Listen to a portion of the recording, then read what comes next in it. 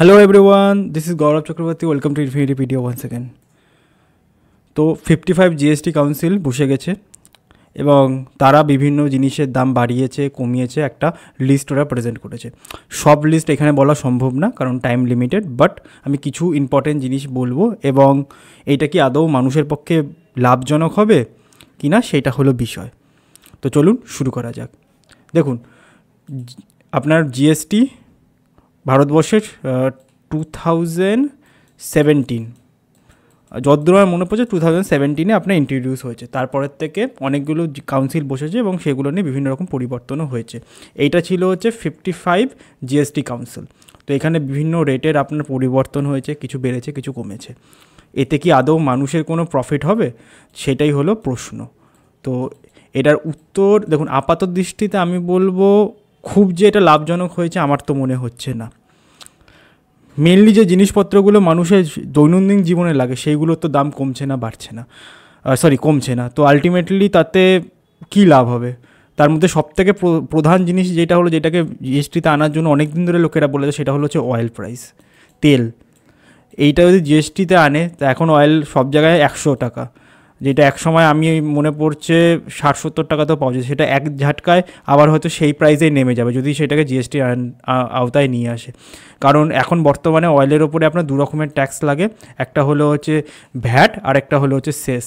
VAT নেয় আপনার state government এবং সেস নেয় আপনার সেন্ট্রাল গভর্নমেন্ট। সেন্ট্রাল গভর্নমেন্টের সেস 30 টাকা সম্ভবত, আর ভ্যাট আপনার ভ্যারি করছে হচ্ছে স্টেট বাই স্টেট। সো এটা যদি জিএসটির আন্ডারে আনে তো ভালো হবে, কিন্তু এটা আনা হচ্ছে না। সেকেন্ড, আপনার হলো হচ্ছে ভারতের হলো হচ্ছে ফুড ইনফ্লেশন কিন্তু বেড়ে যাচ্ছে, মানে ফুড প্রাইস বেড়ে যাচ্ছে। এবং ভারতের এইটা শুনতে খারাপ লাগবে কিন্তু এটা বাস্তব, ভারতের কিন্তু লোকেদের ইনকাম কিন্তু কমছে দিনে দিনে।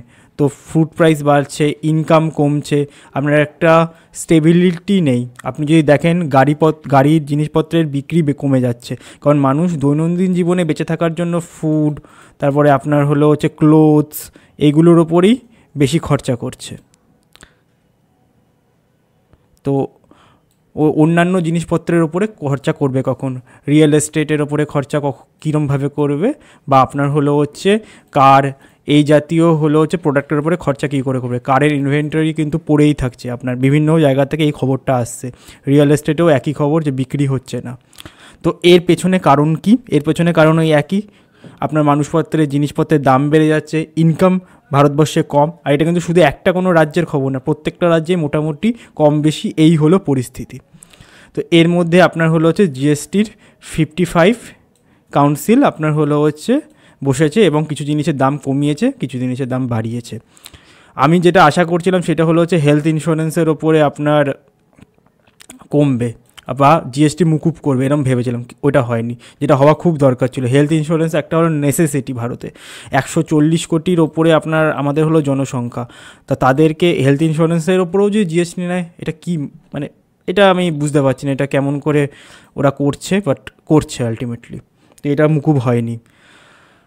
আপনার কিছু কিছু জিনিসের দাম কমিয়েছে, যেরকম আপনি দেখতে পাচ্ছেন এখানে হচ্ছে রাইস ক্যানেল, মানে হলো হচ্ছে বীজটা, যেটা সেটার আপনার আগে ছিল হায়ার, এখন কমে গেছে 5% হয়েছে। আপনার হলো জিন থেরাপি ট্যাক্সেবল ছিল আগে, এখন এক্সামশন করে দিয়েছে, মানে পাওয়া দরকার নেই। আপনার এই জিনিসটা কিন্তু বাজে। Old and use vehicles including EVs 12% tax ছিল, এখন সেটাকে করে দিয়েছে হচ্ছে 18%। মানে পুরনো ভেহিকলস যদি আপনি কোথাও থেকে কিনতে যান সেখানে আপনাকে 12% ট্যাক্স দিতে হতো, এখন দিতে হবে 18%, ইনক্লুডিং ইভিস, মানে আপনার ইলেকট্রিক ভেহিকলসের ওপরও। আপনাকে এইমাত্র বললাম যে গাড়ি বিক্রি কম হচ্ছে কারণ মানুষ দৈনন্দিন জিনিসপত্রের ওপরে খরচা বেশি করছে, তার মধ্যে আপনার ট্যাক্স সরকার বাড়িয়ে দিল। এটা মানে কতটা যুক্তিযুক্ত আমি তো বুঝতে পারছি না। আপনি দেখুন, আপনি খোঁজ নিয়ে দেখতে পারেন, শুধু আমার কথা না, যে গাড়ি জিনিসপত্র বিক্রি কোনটা বেশি হচ্ছে, গাড়ির বিক্রি বেশি হচ্ছে নাকি আপনার হলো হচ্ছে ফুড এই জাতীয় জিনিসপত্রের বিক্রি বেশি হচ্ছে? কারণ মানুষের কাছে পয়সা কম আছে, তো সেই কারণে গাড়ি ফাড়ির বিক্রি কমে যাচ্ছে ধীরে ধীরে। আর আপনি দেখবেন বিভিন্ন জায়গায় বিভিন্ন আপনার হলো হচ্ছে জিনিসপত্রের বিক্রি কিন্তু কমে যাচ্ছে মার্কেটে, এবং তার জন্য কী করছে, বিভিন্ন রকম অফার দিচ্ছে মানুষকে, এবং সেই অফারের ভিত্তিতে হয়তো কিছু কেনা যাবে, এরম টাইপের হচ্ছে। তো এই হলো বিষয়, আপনি বুঝতে পারছেন কোথায় সব জায়গাতে কিন্তু অবস্থা খুব একটা ভালো না। এবার আমি একটা আর্টিকেল আপনাদের দেখিয়ে দিই, সেটা হলো হচ্ছে নিউজ 18-এর আর্টিকেল। এটা হলো হচ্ছে কী বলছে আপনার আর্টিকেলে, সেটা বলি। What's getting cheaper and costlier after GST council meeting, check full list. আপনার জিএসটি কাউন্সিলের যে মিটিংটা হয়েছে সেইটার বিষয়ে এই জিনিসটা আপনার পুরো আর্টিকেলটা পড়া সম্ভব না, কারণ অনেক বড় আর্টিকেল। আমি ইম্পর্টেন্ট কিছু কিছু জিনিস পড়ছি আপনাদের জন্য, ঠিক আছে? তো এই দেখুন 55 জিএসটি কাউন্সিল, এটা ছিল হচ্ছে meeting recommendation. The GST council has made several key recommendation aimed at simplifying and reducing the tax burden in specific areas. কিছু কিছু ক্ষেত্রে আপনার স্পেসিফিক এরিয়াগুলোতে ট্যাক্স বার্ডেন কমিয়েছে। সেটা কি কি? রিডিউসিং জিএসটি অন আপনার হচ্ছে রাইস ক্যানেল, আপনার যেটা বললাম বিচের ওপরে কমিয়েছে। Firstly the council has recommended reducing the GST rate of আপনার হলো হচ্ছে রাইস ক্যানেল, যেটা হলো হচ্ছে FRK, which is classified under Supreme Court 19(4) to 5%. This move aims to make FRK more affordable and accessible. আপনার এটা কমিয়ে দিয়েছে, তো এটা ভালো, কিন্তু এটা সব ক্ষেত্রে ভালো, মানে সবার। আপনার রিটেল ইনফ্লেশনটা দেখুন না, আপনার জিনিসপত্র কিনে তার কি কমছে আলটিমেটলি? সেগুলো তো কমছে না। এইটা হলো বিষয়। আপনার কাছে কোনটায় কমালে আপনার সুবিধা হবে সেইটা হলো বিষয়। অয়েলের প্রাইস কমাতো, সুবিধা হতো, কিন্তু সেটা হয়নি, সেটাই হলো মেন বিষয়। গ্যাসের প্রাইস কমাতো, আর গ্যাসের উপরে তো ওরম বিষয় না, কিন্তু গ্যাসেরও তো আপনার দাম বেড়ে আছে, তো সেটাও অসুবিধা, আপনি সবই বুঝতে পারছেন। আচ্ছা, জিএক্সি এক্সেমশন অন জিন থেরাপি, আপনার জিন থেরাপি যেটা মানে হলো হচ্ছে মেডিকেল লাইনের, সেটার ওপরে কমিয়েছে, আপনার এক্সেমশনই কমিয়ে করে দিয়েছে, মানে নেই, ভালো। কিন্তু আর আপনার হলো হচ্ছে মোটর ভেহিকল অ্যাক্সিডেন্ট ফান্ডের ওপরে কমিয়ে দিয়েছে, ভালো, এখানেও আপনার এক্সেপশন দিয়েছে। আচ্ছা, এবার যেটা হলো হচ্ছে মুশকিল, সেটাই আমি বলেছি, সেটা হলো হচ্ছে সেটা আপনার কিছু কিছু জিনিসের উপরে বাড়িয়েছে। সেটা হলো কী কী? সেটা হলো হচ্ছে increasing in the rates of old and use vehicles, যেটা আমি বললাম ভালো না। আপনার হলো হচ্ছে তারপরে হলো এই জিনিসটা ছিল যেটা আমি বললাম। আরেকটা হলো হচ্ছে এইটা, হ্যাঁ, সেটা হলো হচ্ছে রেডি টু ইট পপকর্ন। এইটা নিয়ে একটা মানে আপনার মার্কেটে খুবই ঠাট্টা খিল্লি চলছে যে পপকর্নের ওপরে জিএসটি, এক এক রকম পপকর্নের ওপরে এক এক রকম জিএসটি। অনেকে তো বলছে এবার কি পপকর্ন খেতে হলেও জিএসটি দিতে হবে? এবার দেখুন, আমরা রাস্তার থেকে যেই পপকর্ন নিয়ে খাচ্ছি সেইটা একরকম, কিন্তু ধরুন আপনি কোথাও হলে সিনেমা দেখতে গেলেন, সেইখানে যদি আপনাকে পপকর্ন কিনতে হয়, সেখানে কিন্তু এখন আপনাকে সল্টেড জাতীয় পপকর্নের ওপর যেটা নুন থাকবে সেটার উপরে 5% দিতে হবে, এবং ক্যারামেলাইজড বা আপনার প্যাকিং জাতীয় যদি পপকর্ন হয়, যেটা প্যাকেজ, সেটা 12% সাপ্লাই টু প্রি প্যাকেজড, আপনার 12% দিতে হবে ক্যারামেলাইজড, যেটার মধ্যে আপনার মিষ্টি জাতীয় থাকবে সেটার। তো এই জাতীয় জিনিসপত্রের ওপরে আপনার দিতে হবে। তো এই হলো বিষয়। বুঝতে পারছেন যে বিভিন্ন জায়গায় বিভিন্ন রকম দাম বাড়িয়েছে, আমার আরও অনেক আছে, এবার পুরোটা পড়া তো সম্ভব না, আমি লিঙ্ক দিয়ে দেবো, আপনি পড়ে নিন। 10খানা মেন কি পয়েন্ট আমি বার করেছি এখান থেকে, তো আমি একবারেই বলে যাচ্ছি মেন পয়েন্টগুলো। যেটা হলো যে ফার্স্টে হলো রাইস ক্যানেলের ওপরে কমিয়েছে, যেটা বললাম আমি। তারপরে হলো হচ্ছে আপনার এক্সেমশন করেছে হচ্ছে motor vehicle and accident fund recommendation এর ওপরেও করেছে, আপনার রিট্রিবিউশনের ওপরেও আপনার কমিয়ে দিয়েছে, এক্সেমশন করে দিয়েছে। নো জিএসটি অন আপনার হলো হচ্ছে ভাউচার ট্রানজ্যাকশানের ওপরেও আপনার কোনো জিএসটি আর লাগবে না। আচ্ছা, no GST on bank NBFC penal charges, এইটার ওপর আগে জিএসটি ছিল, সেটার ওপরে আর কোনো চার্জেস লাগবে না, তো এটা একটা ভালো জিনিস। আর একটা হলো হচ্ছে রিডিউস ডিপোজিট ফর অ্যাপিএলসের ওপরে আপনার করে দিয়েছে, রিডিউস করেছে প্রি ডিপোজিট, তো এটা একটা মোটামুটি ভালো।